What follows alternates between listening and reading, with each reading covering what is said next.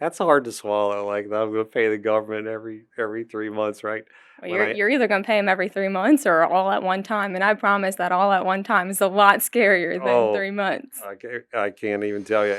If you can't write a contract on the back of your car on a Saturday night, then you don't know enough.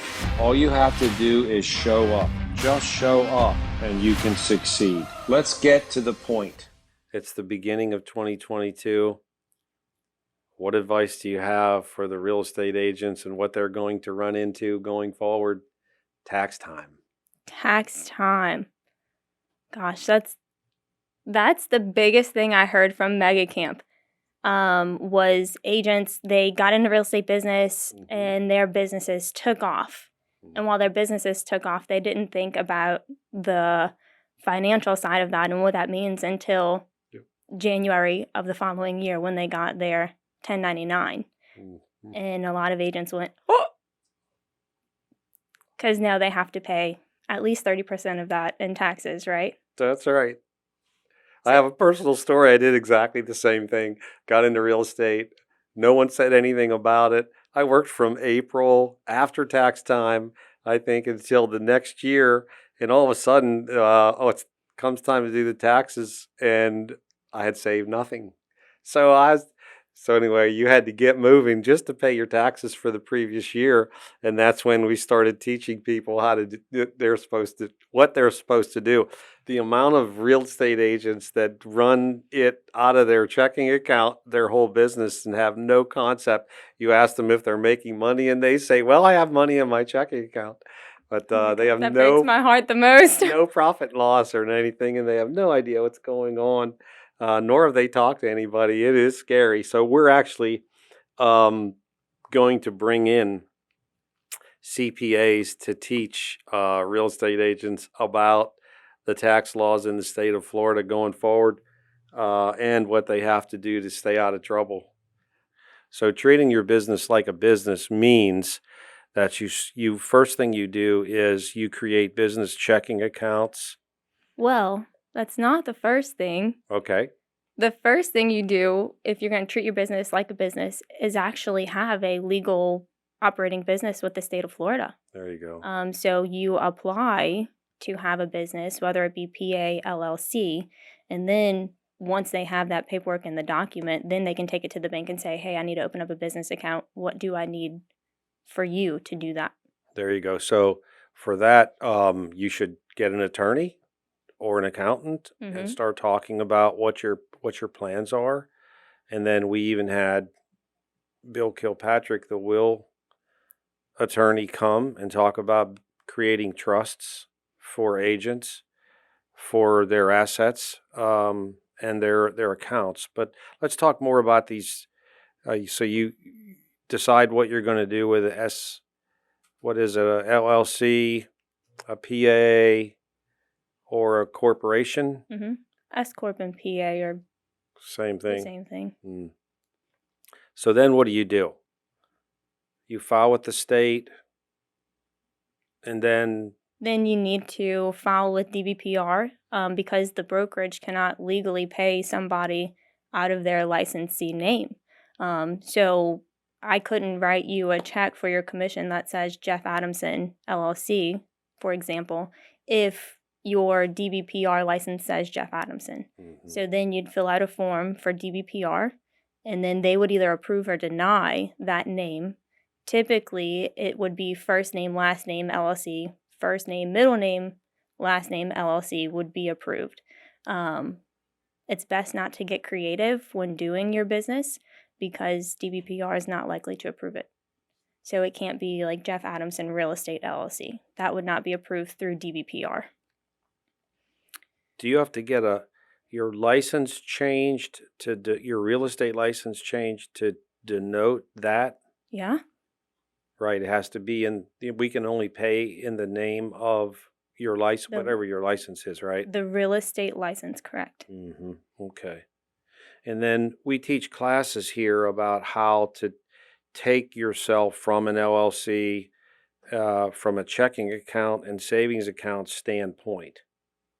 Sherry Gross teaches that class quite often with an accountant present. Do you know how that works? From the banking standpoint, Yes. all you need is your articles of incorporation, X amount depending on what the bank requires for you to open a business account. I think it's your social, just to verify you are who you are, and you take that to the bank, and then you open the account. But once you open the account, now that you're a business owner, then you would update your credit card to your business credit card with KW and with eCar. Good point.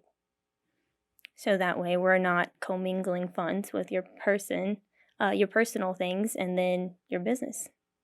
So you have a separate account for your business only. Yes, absolutely. What's this commingling funds you mean into your personal?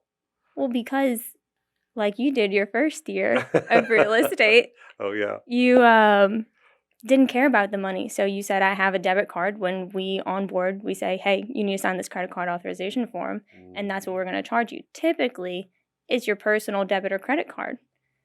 So then when you open your entity, you're operating as a business entity. You're no longer operating as Jeff Adamson. That's two big different things. So you don't want to pay your home light bill with your business credit card. You wouldn't want to pay your business signage fees with your personal credit card. You want to keep those separate. Yeah. That's a big point. No one, you don't even realize that you've been paid by an employer for so long. You have no idea. Well, and that's the thing too. Good point. Is because now that you are an entity, you get to pay yourself a salary. Your commission checks are not your salary. Yeah, I think the people that do it at the highest level, right? They set up an LLC or a PA, and then they pay themselves a salary out of the money that they receive, right? Exactly. And then some of the people pay their taxes quarterly. Real estate agents should pay their taxes quarterly, yes. That's hard to swallow. Like, I'm going to pay the government every 3 months, right? Well, you're either going to pay them every 3 months or all at one time. And I promise that all at one time is a lot scarier than 3 months. I can't even tell you. And we get notices from the IRS for even audits of real estate agents, and you've really got to keep track of yourself, or you could get into some serious trouble.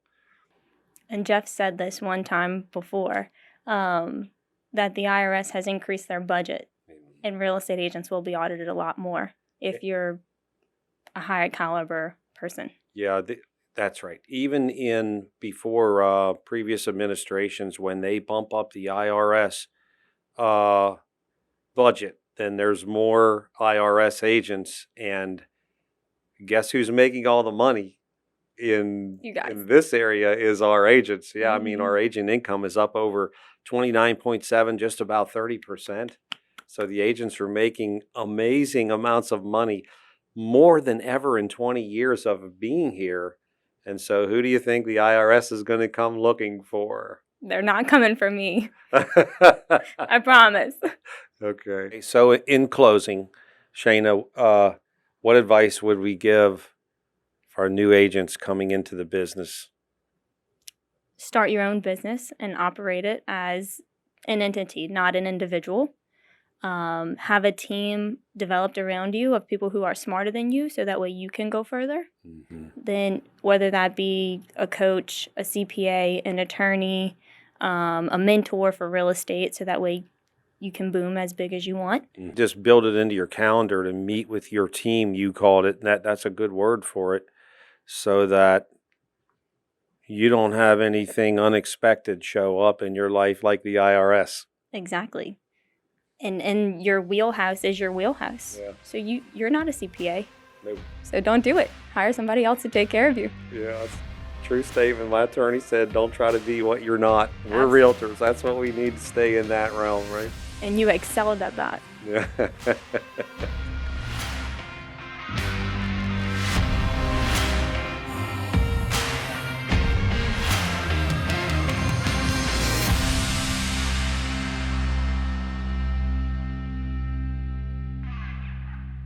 Were you recording that? That does not need to be in a blooper reel. Oh, everything gets recorded in here. God, Brittany.